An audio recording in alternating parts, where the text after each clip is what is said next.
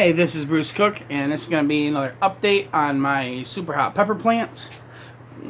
So, I believe in my last update, I had finished getting all the smallest seedlings transitioned into larger cups. And you can obviously see I have had a ton of growth. Everything is looking great. Everything's growing nice and healthy, with the exception of I do got one plant that has been acting weird. The first time I seen this, I gave it some extra water. I've been watering these things like once every 3 to 4 days. I've been letting the soil in the cups get kind of dry before I water them again. Just something I've learned this past few years, to be careful about your consistency with putting water or keeping the soil moist, because you'd have to worry about mold growth. So, I mean, I've been learning as I've been going along these last few years. So, I've been just careful about keeping the soil too wet too often. And so far, everything's going great, other than this one. So, like I said, when I seen this looking like this for the first time, you can get leaves curling up from lack of water. But when I gave this thing extra water, it did not change this. So, and there's no aphids doing that. You can also get your leaves to curl up if you have aphids on the plant, biting away at the stem where the leaf part ends. If it starts doing that, then the leaf can start deforming. But there is no aphids in here. So we're second month, well, 2.5 months into growing these things since I sowed the seeds, and I have not had a single aphid. So that's wonderful.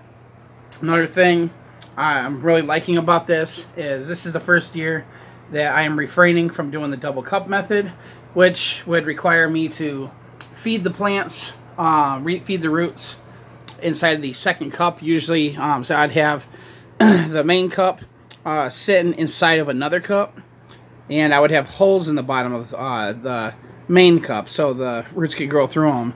And then once they would grow through, I would have a mix of Miracle-Gro and water in there.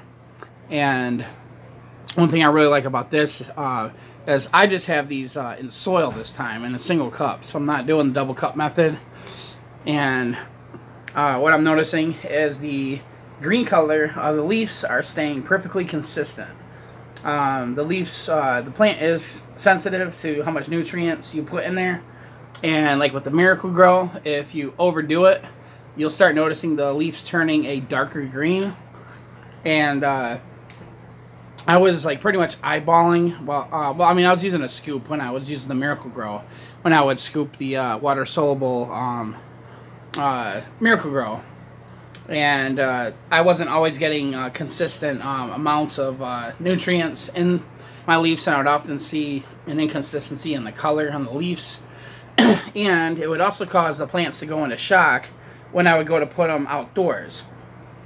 So when I would transplant them into larger containers, which would have more soil in them, I would not.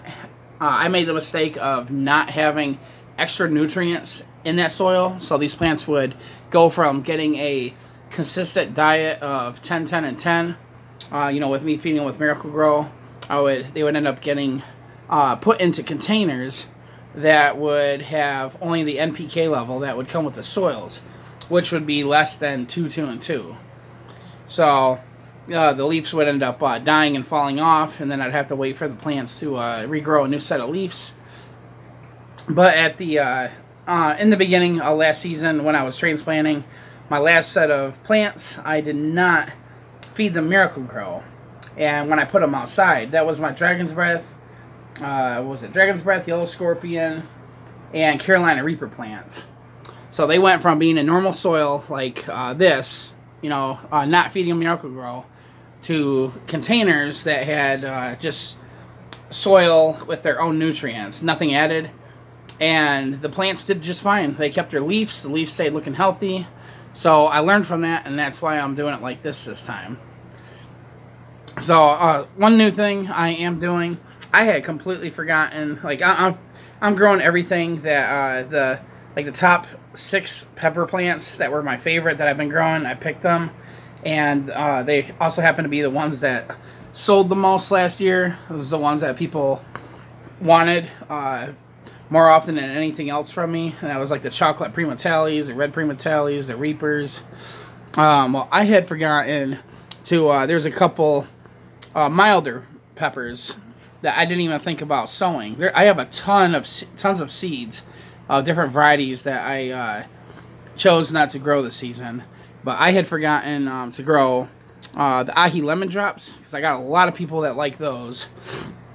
And also for myself, I had red Thai pepper. So my very first season of growing peppers, I did make videos all throughout that first season. That was back in 2020. I had grown red Thai peppers.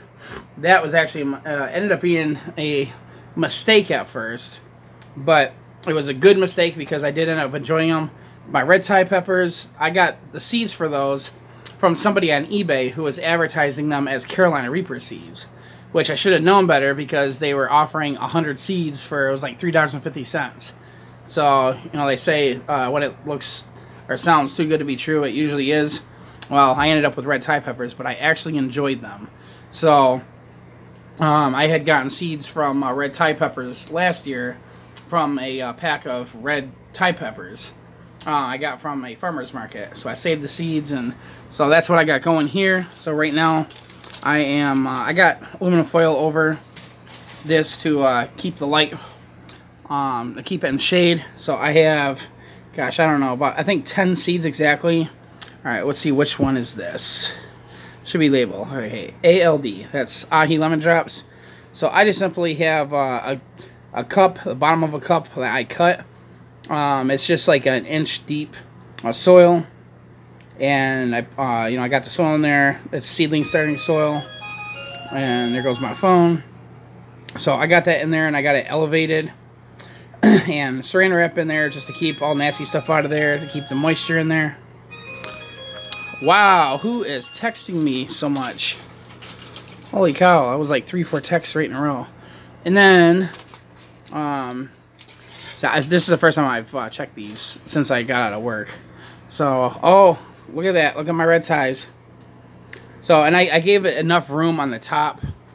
Made it deep enough so if these things sprouted while I was away, I didn't have to worry about them.